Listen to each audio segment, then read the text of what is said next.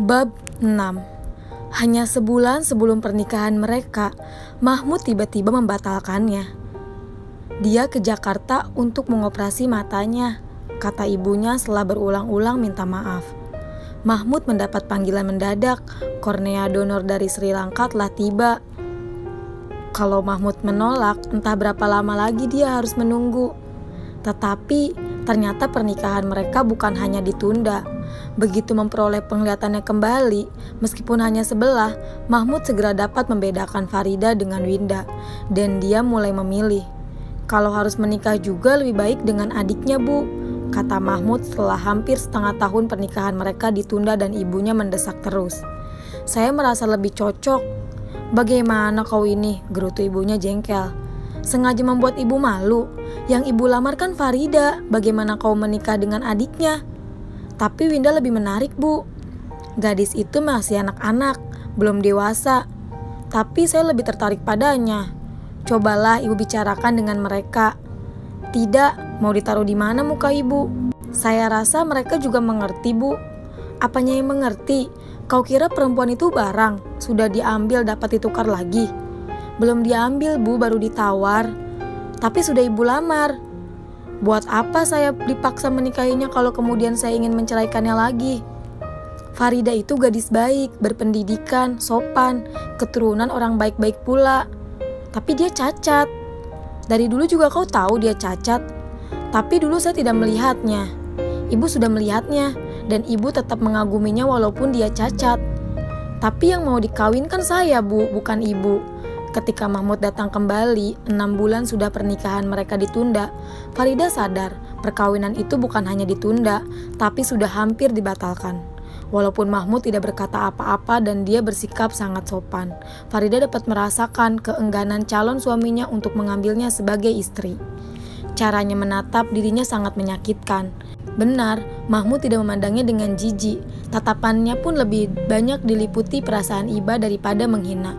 Tetapi ditatap seperti itu oleh orang yang hampir menjadi suaminya justru membuat Farida tanpa merasa direndahkan. Dan meskipun hatinya sakit, harga dirinya terlukai, Farida tidak mau memperpanjang penderitaan mereka. Untuk apa menanti sebuah kepalsuan? Kalaupun Mahmud terpaksa menikahinya, berapa lama mereka mampu mempertahankannya? Bagaimana matanya Nah Mahmud? Tanya ibu Farida, pasti sebagai pembuka jalan untuk mengajukan pertanyaan berikutnya. Pertanyaan yang telah 6 bulan mengganjal benaknya. Lumayan, Bu, cepat-cepat disambungnya. Kata-katanya seolah-olah takut terlambat. Tapi saya masih harus sering bolak-balik ke Jakarta untuk kontrol. Itu tentu alasan untuk menunda lagi pernikahan mereka. Mengapa tidak berterus terang aja? Untuk apa semua kepura-puraan ini? Katakan saja kamu tidak mau menikahi calon istrimu karena dia cacat, desa Farida dalam hati. Karena setelah dapat melihat, kamu merasa tidak sepadan, kamu merasa dapat memilih istri yang lebih sempurna, yang tidak cacat, tidak buntung. Farida tidak ingin memperlihatkan air matanya walaupun hatinya terasa sangat sakit. Dia tidak ingin dikasihani oleh siapapun, apalagi oleh laki-laki seperti Mahmud.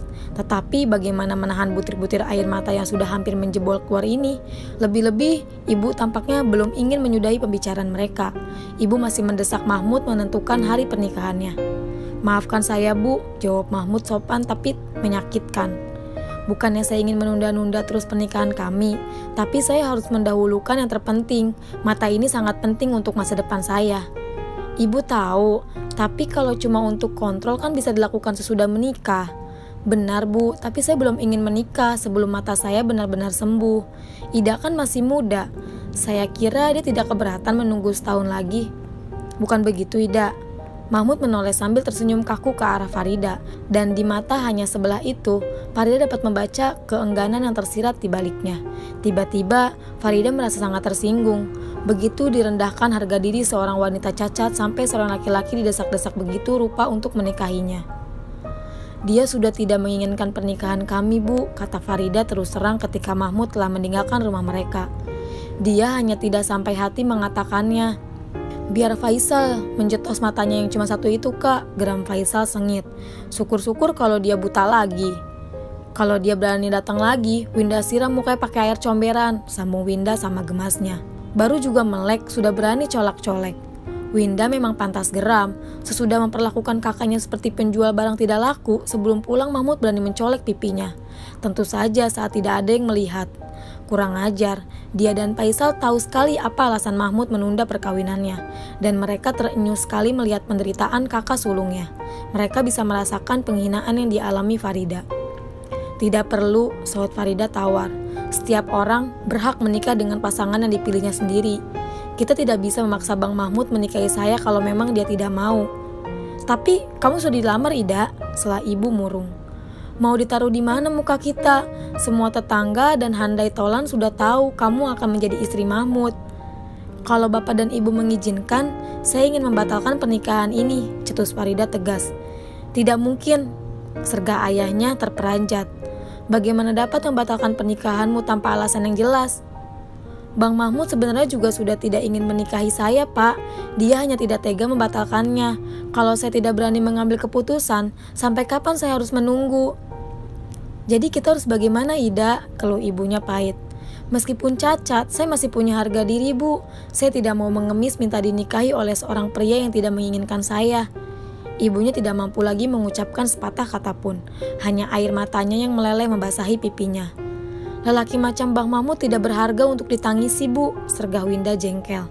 Lepas dia, Kaida masih sanggup mendapat suami yang 7 kali lebih baik.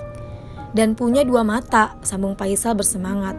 Kalau bapak dan ibu tidak keberatan, tukas Farida getir, saya ingin membatalkan pernikahan kami dan melanjutkan studi ke Jakarta.